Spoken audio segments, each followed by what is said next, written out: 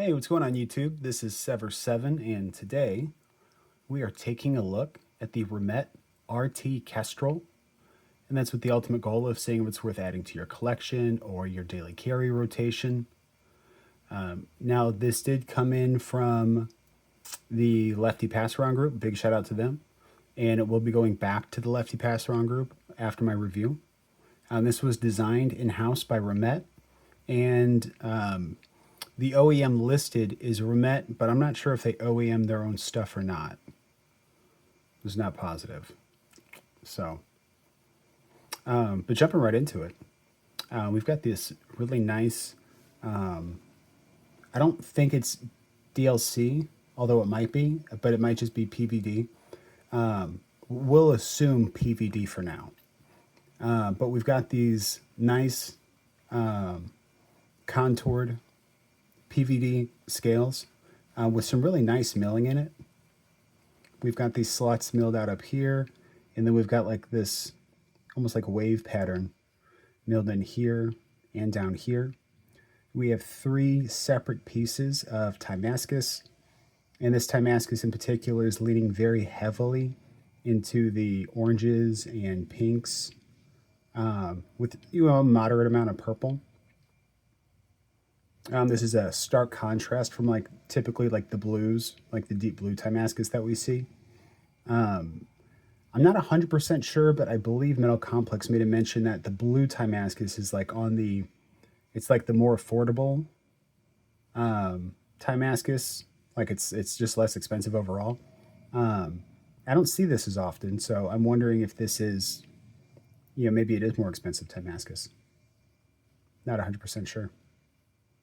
But overall, it looks really nice. We have the blue ano for the pivot collars and for the thumb studs.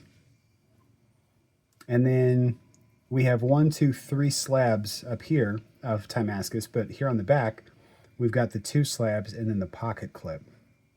And what's kind of cool is it looks like this shape matches up a bit with the milled shape in the pocket clip. So, very cool. Overall, the colors and the anodizing, I think, are a nice contrast of one another. On a big black palette, really makes these colors pop and shine, especially whenever you catch this Damascus in the light. It just looks really good.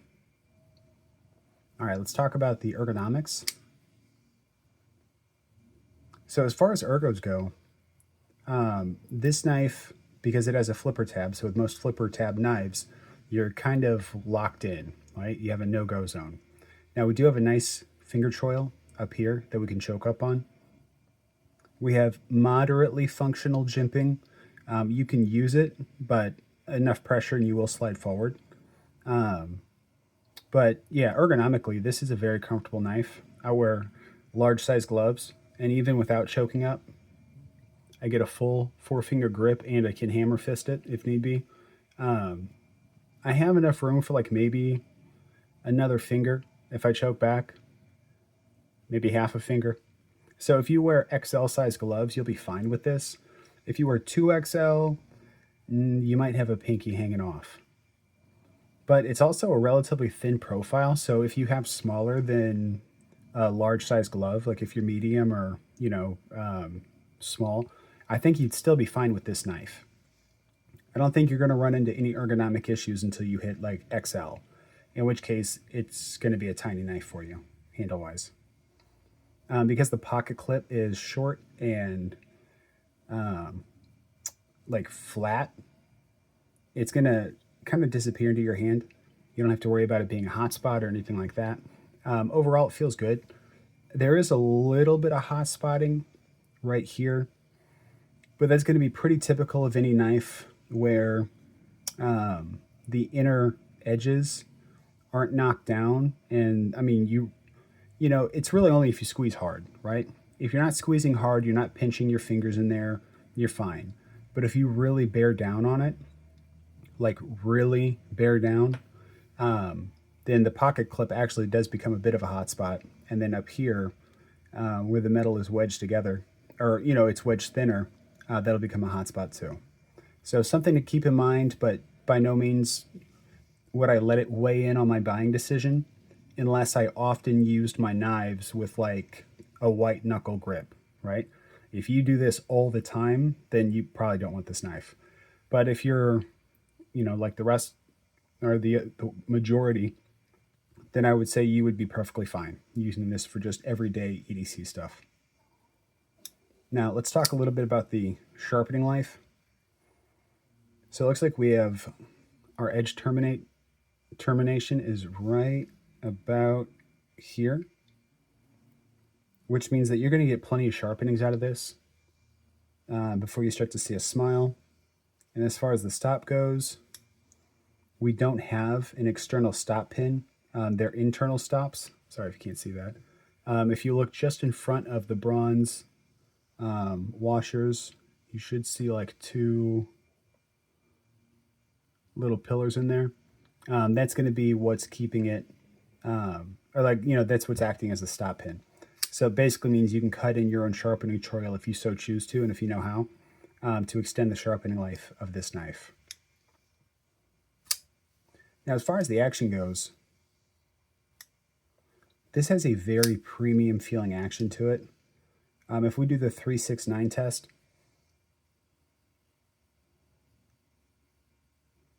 okay, so we see it wants to be stiff now. Let's try it again.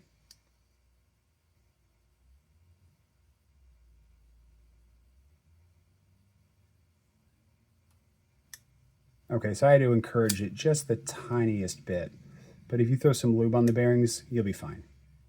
Very hydraulic close, even if it needs a little bit of encouragement. And the flipping action is stupendous.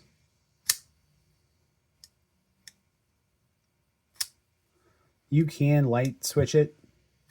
I prefer a push button by far. It is lock bar sensitive. So I always found myself having to try the thumb flick 1 or 2 times. Luckily, the pocket clip is flat and fat enough that you can rest your fingers on it and get a good thumb flick out. Reverse flick is money, though. The acoustics sound good. Bonus acoustic.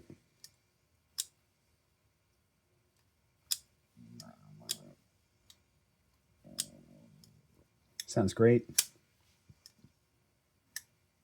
And then we have a nice little chunk on the close. It's subtle, but it's there. So let's talk about some specs. Overall, we're coming in at 7.48 inches, a blade length of 2.83 inches, and then a blade to handle ratio of 0.67. Now, I always say that 0.7 is the bare minimum to really, for me to consider buying a knife, and then closer to 0.8. The more we kind of get that like Shirogorov, 50% blade, 50% handle look. By looking at this, you can tell the blade is quite a bit shorter than the handle. I mean, it doesn't look terrible, but you can also just look and be like, yeah, that handle's longer than the blade by a decent margin. And then, if we come down here and we look, though, it looks like they gave us as much room as they possibly could. So I think the way I calculate blade to handle ratio, I think it doesn't account for the overlap, right? It measures the handle and it measures the blade that's exposed, but it doesn't account for this in-between area. So I think that's why sometimes I'll say, a 0.78 blade to handle ratio, and it doesn't look that great. And then I'll have like a 0.74 blade handle ratio, and it looks like 50-50. So somebody who's really good at math, maybe help me uncover a more accurate formula for how to calculate blade to handle ratio, because it's really there to measure, how long is the blade versus the handle, and is it going to give us the aesthetic we want? Now, because I skipped over it, we're going to bounce back to this blade. This is a DLC, not mirror. It's just kind of a flat DLC. We are rocking a hollow grind. We have this big chunky swedge up top. And we're rocking S35 VN. So S35 VN is a fine steel. I'd really like to start seeing it, around the $100 price point 100, between 100 and 150. It's got average toughness, average edge retention, and it's pretty darn corrosion resistant. So it's a good everyday balanced EDC steel, right? But it's not like your S90Vs or your M398s where they have like insane edge retention, right? While still being, very, very stainless. You know what I'm saying?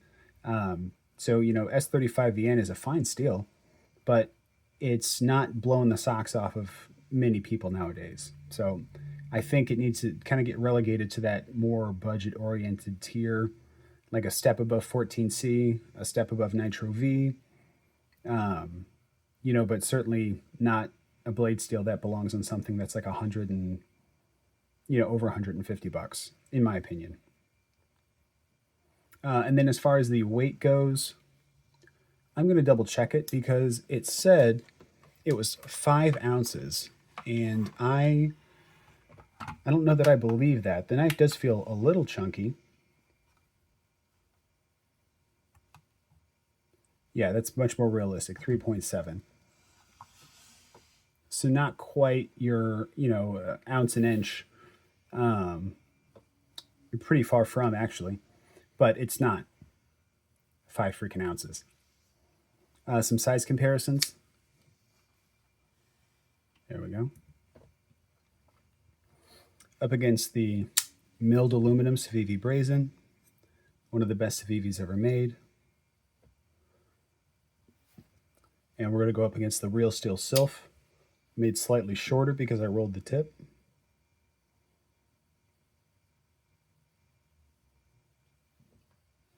And then we're up against one of my favorite budget knives of the year so far, and that would be the Migaron Gatov. And we're coming in quite a bit bigger than the Sylph and the Gatov. So by no means a huge knife at 7.5 inches, but we're definitely approaching full size. So what's the price on this guy? Well, I think if you go to their website and just try to buy it, it's somewhere between $300 and $350. So like, don't do that. Because some dealers, or rather some manufacturers, will sell you the price on their store the same as, a dealer will. So like Kaiser and Concept. Typically their prices are going to be pretty close to what the dealer's price is. But if you look at like WE or Remette, their prices are marked up significantly from what the dealer will charge. So in cases like this, you would want to go to, say, like a White Mountain Knives or something like that to get the best deal on this. I don't think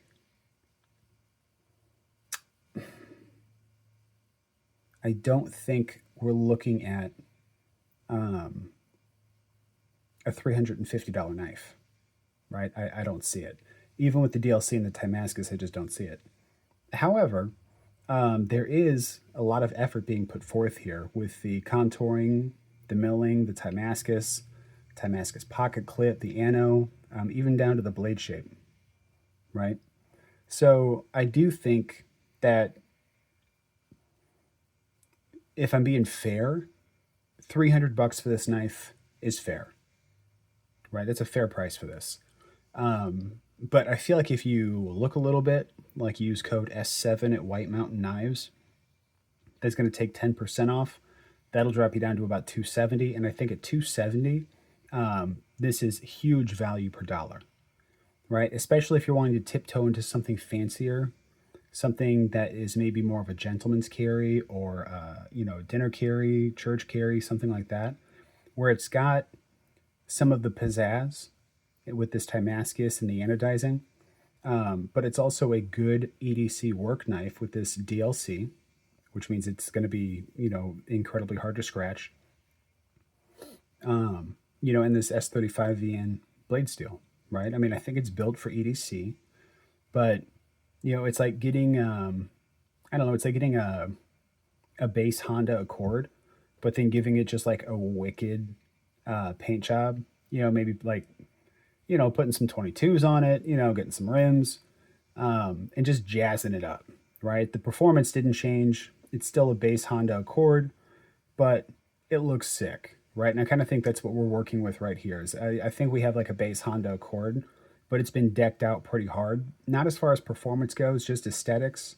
But I think 300 is fair, and I think if you get it with 10% off and you get it around 270, I think that's a great price for this knife, right? Especially considering we puts out knives at 300, 350 bucks that don't have any Timascus at all. Now, we in Remette are a little bit different as far as machining capabilities. I do think we pumps out, on average, a superior product as far as fit and finish goes. But no, I think 270 for this knife would be an absolute home run. You really couldn't go wrong with it. So for me, this one wouldn't be a daily carry because I don't like to carry Timascus.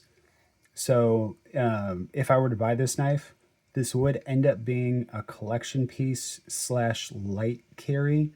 Like I'd probably carry it around the house on my days off, and that would be about it. Maybe open some boxes here and there, kind of basic stuff. This is not something that I'm taking on the job, though. Not something I'm going to carry.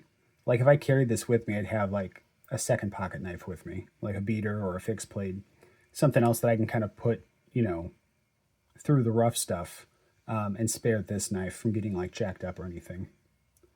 Now, if it turns out, and I couldn't find out which it was, but if it turns out that this is also DLC, then those numbers change, right? If it's full DLC, then 350 starts to look a heck of a lot more reasonable. And then you'd be looking at like about 300 is like your home run. You know what I'm saying? So, but if it's PVD, then it's the former numbers because I not analyze this as though it were PVD. So, but tell me, is this a collection piece for you? Is this a daily carry? Or did this knife just miss the mark for you entirely? I'd really love to know your thoughts down below. And if you haven't yet, hit the like button. Please don't forget to subscribe. And until the next time, guys, peace.